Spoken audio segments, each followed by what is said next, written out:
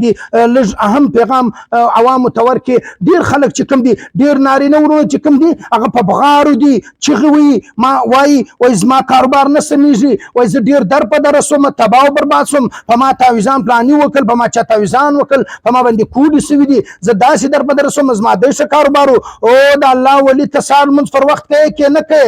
سهار اذان سوی، لمونځ جماعت سوی، لمونځ قضا سوی، ته راپورته سې لمونځ کوې.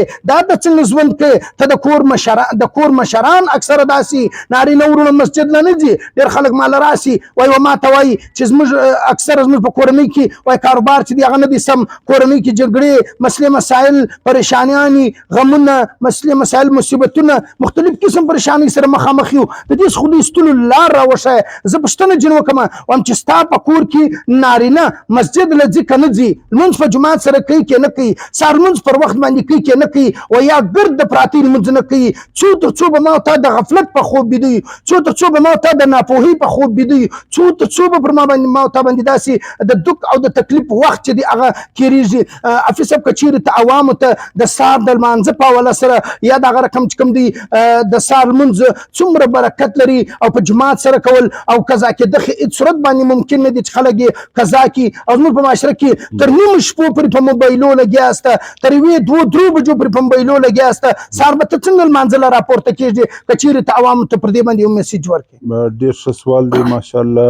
د لمانځه متعلق بنیادي خبره دا ده چې لمونځ یو شرعي فریضه ده او د لمانځه په متعلق کې د قرآن حکیم دا امر دی چې ان الصلاة كانت على المؤمنین کتابا موقوتا. منځ یو بنیادی طور دا حکم چې دی د یو مخصوص وخت سره تعلق لري. دا نه دی چې کله زما وخت سولو هغه وخت به د لمانځي، نه، د لمانځه وخت به پر تا باندې راځي، بیا به ته د لمانځه پابندي کوې. او نبي علیه الصلاة والسلام فرمایلی دي چې بشر المشائین فی الظلم الی المساجد بنور التام یوم القیامت. نبی علیه السلام وایي و هغه خلکو ته خصوصا د سهار د لمانځه متعلق ترغیب دی چې و هغه خلکو ته تی زیری د جنت ورکړي او زیری د نور تام ورکړي د ورځې د قیامت چې خلک به په تیارو کې و ده ته به پره رونایي چې هغه دلته په دنیا کې قدمونه په تیارو کې مسجدانو له اخلي. لہذا چې په دنیا کې سړی دا قرباني وکړي چې د سهار په لمانځه کې خلک د غفلت په خوب باندې بیده، نو بیا ته د غفلت څخه بیداره سي، د الله ملاقات له ورسي، نو دا به د قیامت په ورځ ستا دپاره د کامیابۍ او د فلاح یو دغی. او دویمه خبره دا ده چې یو واقع راځي چې یو سړی د سهار لمانځه روان دی، نو چې راووتې تیاره د پاشپو کې خو دا سهولیات هم کم وله، نو بیا گزار سولو، نو دی چې پورته سو ولاړې کور ته نوې جامې په تن کې چې راووتې، بیا دویمه پلا بیا گزار سو، بیا ولاړې جامې په تن کې نوې جامې بیا چې راووتې، یو سړی ولاړ دی چراغ یې په لاس کې دی، و ده ته وایي که ستا خوښ وي زه به د چراغ په رڼا کې تا مسجد له بوځم. نو دی چې مسجد له بوتی هغه سړی لمونځګزاره خو مسجد ته ننوتې، دا بل څوک د چراغ والا دغی پاته سو د بني. بیا هغه پوښتنه ځینې وکړې چې ته ولې پاته سولې؟ ده ورته ویل زه انسان نه یم، شیطان یم. هغه ورته ویل سبحان الله، شیطان خو موږ اورېدلي وو چې خلک د لمانځه څه ژغوري راګرځوي، تا زه مسجد له راورسولم. نو شیطان ورته وویله چې اصل واقعه داسې ده، اول ګرځې ته ګزار سوې، زما دا یقین سو چې ته بیا نه راووځې. نو ته چې ولاړې چې نوې جامې دې په تن کې الله رب العزت ستا د ټولې زندګۍ ګناوې در وبخښلې. او بیا چې دویمه پلا ته ګزار شوې چې ته ننوتې، زما دا یقین و چې ته بیا نه راووځې. ته چې بیا راووتلې، الله رب العزت ستا د ټول کور ګناوې وبخښلې. دریم ګرځ چې ته راووتلې، ما دا یقین سو چې د دې پلا زما څه ګرد کلی خلاصېږي، په دې کلي ما ډېرې خوارۍ کښلې دي، شیطان ورته وایي. نو ما دغه اسانه کار وبلی ستا په رڼا کې ورسوم. لہذا د سهار په تیارو کې مسجدانو له تلل دا یوازې دا نه چې د ځان بلکې د کور ګټه ده، د کلي ګټه ده. او بل زه یوه خبره په انساني طبي لحاظ باندې هم درته کوم چې طبیعت الله رب العزت د حیوانانو دا داسې جوړ کړی دی چې اوس ډېره بې ادبي ما په اصطلاح باندې چې موږ سپی ورته وایي یا مردارخور خلک ورته وایي، د سپي ډیپټي دا ده چې دی د شپې پیره کوي. نو یعنې ما خپله تجربه کړې ده دا سپی د شپې یو رقم غاپي، سهار د اذانو بعد بیا د ده په غپا کې هم فرق راشي، هغه رقم نه غاپي. او د شپې پر تا حمله کوي، د سهار اذانو بعد تو مخته ورته تېر تجربه وکړه، دی حمله نه در باندې. د دې بنیادي وجه دا ده چې د سپي ډیپټي د شپې ده سهار در اذانو پورې، د سهار د اذان بعد بیا زما ډیپټي شروع کېږي.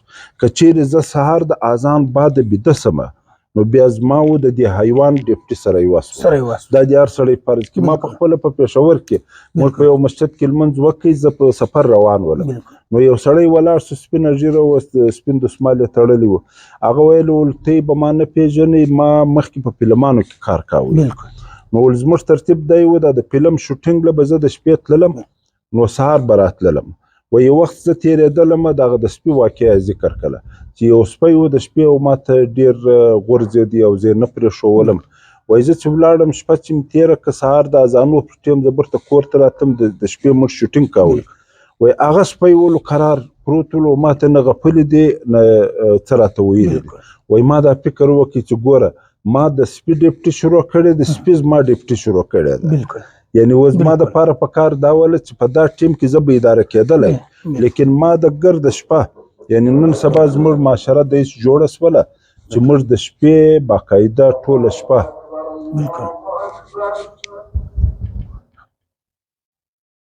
نو دا سړی وایي زه چې کور ته رالم ما دا فکر وکړي چې زه څونه خطا شوی یم چې زه د شپې د سپي د وخت ډیپټي کوم، د ورځې د انسان د وخت په ډیپټي زه غافله یم. جبکې سپی در خپله ډیپټي نه دی اوښتي، هغه د شپې خپله ډیپټي کوي، سهار په وخت کې دی غافلی. نو دی په هغه ورځ ما توبه وکړله چې زه به د آینده دپاره د شپې یعنی 10 منټ هم بیا زه نه ځنډېږم. د سهار د لمانځه دپاره بنیادي شی دا دی چې سړی پر وخت ډوډۍ وخوري، پر وخت باندې بیده سي، او خصوصا د موبایل څخه ځان وساتي. هغه سړی به انشاءالله سهار د جومات په اول صف کې ولاړ. بالکل ډېر ښایسته پیغام، ډېر اهم پیغام.